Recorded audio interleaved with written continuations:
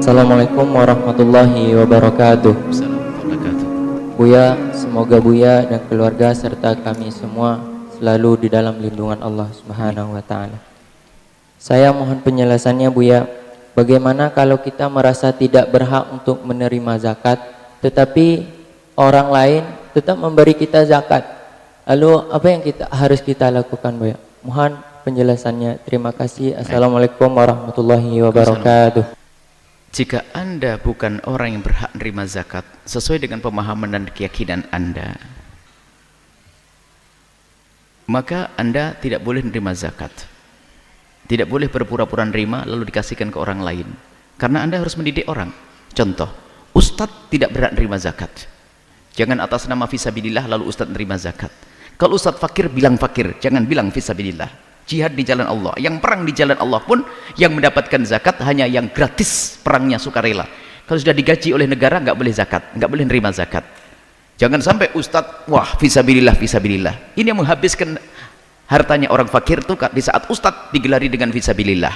Semuanya pakai gelar fisabilillah, fisabilillah.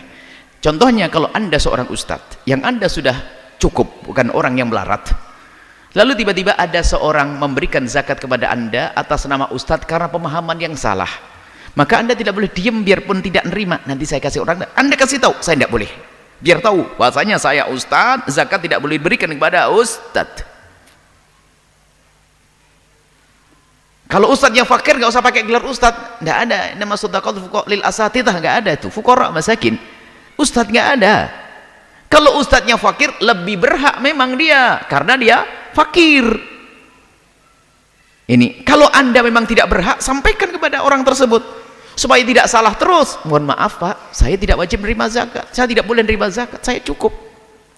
Dan hendaknya semua dari kita merasa cukup urusan zakat.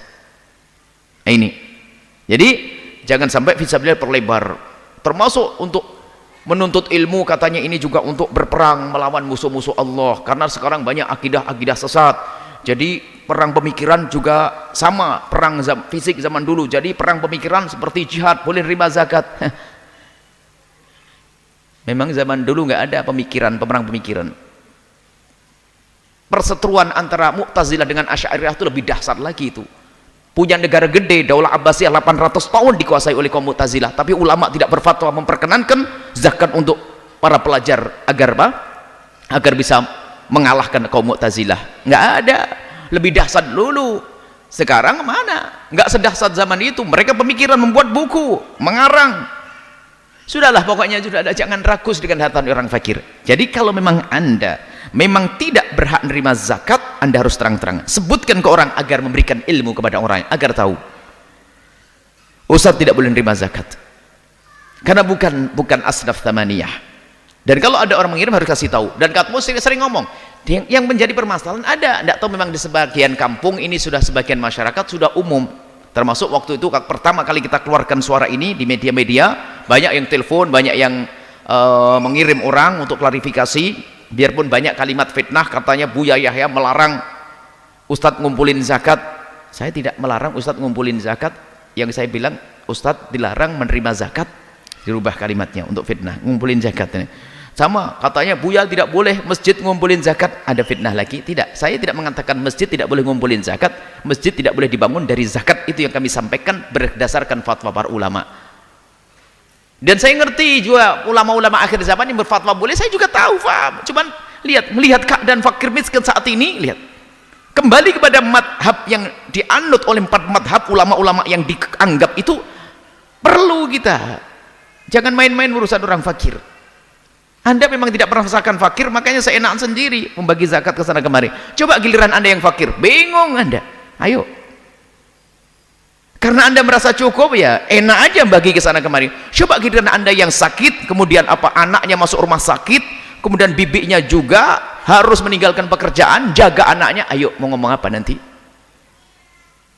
Sudahlah, jangan rakus dengan hartanya orang fakir. Sudahlah, selesai.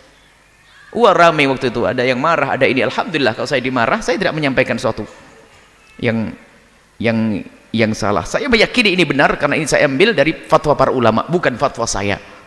Mohon ini diresapi. Kalau memang Anda tidak yakin dengan apa yang kami omongkan, ayo besok saya ajak ke tempatnya orang fakir. Di daerah Sendang saja masih, di daerah ini berkembang, ada yang anaknya tidak bekerja, macam-macam, ada rumah sakit, memang ada dapat jaminan dari negara, tapi yang jaga kan meninggalkan pekerjaannya juga. Ini memang harus serius masalah urusan zakat ini. Sudahlah, betul, Anda jangan tamak dengan duit zakat. Kalau memang Anda tidak berhak menerima zakat, katakan saya tidak berhak menerima zakat, selesai. Dan sampaikan kepada orang lain agar Anda tidak diberi zakat. Wong saya teriak-teriak begini saja masih ada yang ngirim, Buya ini zakat untuk Buya. Oh, ini kayaknya kenal-kenal lahir tok, tidak pernah ngaji ya. Ada zakat Buya, zakat untuk Buya. Oh, zakat untuk Buya. Alhamdulillah saya cukup, biarpun tidak kaya cukup deh, alhamdulillah nggak pakai zakat. Maksudnya apa? Kita sudah ngomong begitu saja, teriak-teriak, lihat televisi, radio, mimbar berkali-kali masih salah. Kalau saya diam bagaimana kira-kira? Bahkan kadang orang yang dekat dengan kita kelihatannya kalau datang ke majelis tidur itu, besok ngirim zakat buat Buya. La ilaha illallah. Nah, ini problem ini ya, jangan ngantuk di sini, melek. Kalau ngaji melek, zakat kirim Buya, zakat untuk Buya. Balikan telepon orangnya, kalau zakat untuk saya bagi, oke. Bahkan saya juga bagi zakat. Dan sampai hari pun banyak orang yang belum kita selesaikan. Bagaimana duit saya bangun untuk pondok. Kita ada duit pondok, ada duit zakat, ada rekening zakat. Ternyata untuk menyelesaikan kasus orang sakit, orang yang tidak mampu, nggak cukup duitnya. Bagaimana akan kita gunakan bangun pondok Al-Bahjah? Di mana masuk akal enggak?